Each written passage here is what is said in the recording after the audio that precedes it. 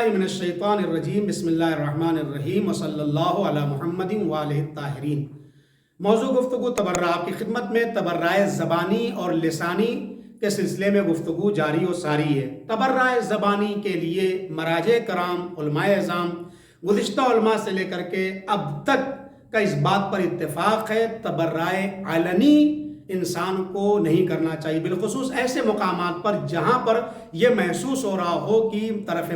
मुकाबिल या मुखालिफिन हमारे इस तबर्रा को सुन रहे हैं। अब वो चाहे जाहिर सी बात है जो सुन रहे हैं तो वो कुछ ना कुछ एक्शन उनकी तरफ से भी हो सकता है, लिहाजा ऐसे तबर्रा से इंसान को परहेज करना चाहिए जिससे फसाद बर्पा हो रहा हो या लड़ाई झगड़े का माहौल पैदा हो रहा हो या इंसान की इज्जत आबरू वगैरह खतरे में हो। अहले बैत अतहार की जो रविश थी वो हमें मिलती है उनकी सीरत के अंदर। मिसाल के तौर पर अहले बैत अतहार अलैहिस्सलाम जब नमाज को पढ़ते थे अपने घर में अपनी जगहों के ऊपर अपने मुकामात के ऊपर और कोई नहीं होता था तो बाकायदा कुनूत में नाम लेकर तबर्रा करते थे। ऐसा कुछ नहीं कि तबर्रा नहीं करते थे या उनकी सीरत में हमें नहीं मिलता है, लेकिन मसला रविश का है, इसकी तरफ तवज्जो की ज़रूरत है। या मिसाल के तौर पर नमाज के तमाम करने के बाद ताक़ीबात नमाज में बाकायदा तबर्रा करते थे और तबर्रा उनका वतैरा था और हमें भी तबर्रा करने का हुक्म है और रिवायात में इसकी ताकीद की गई है, कुरान मजीद की आयात में हमें हुक्म दिया गया है। लेकिन इस बात का लिहाज करते हुए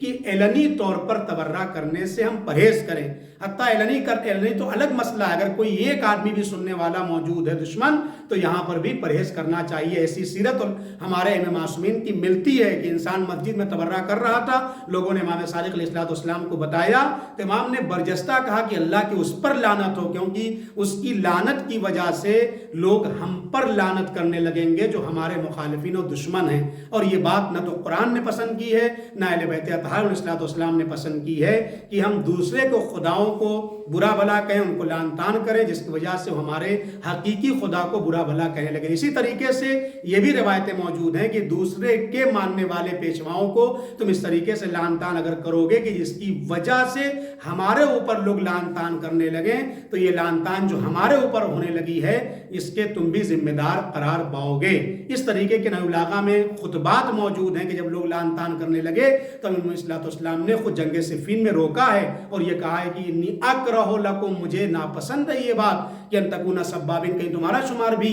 उन लोगों में से ना हो जाए जिनका काम ही सिर्फ यही बचा है। तुम्हें जाना चाहिए, जाकर के तबीन करो, हक बात लोगों को बताओ, हकायक लोगों के सामने पेश करो। ये रविश और ये तरीका अहले बैत अतहार अलैहिस्सलाम का है कि हम सही बात लोगों तक इंशाअल्लाह पहुँचाएँ आदाब शरीयत के और उसूल शरीयत के मुताबिक, न ये कि अपने मनमानी से। वस्सलामु अलैकुम वरहमतुल्लाहि वबरकातुहू।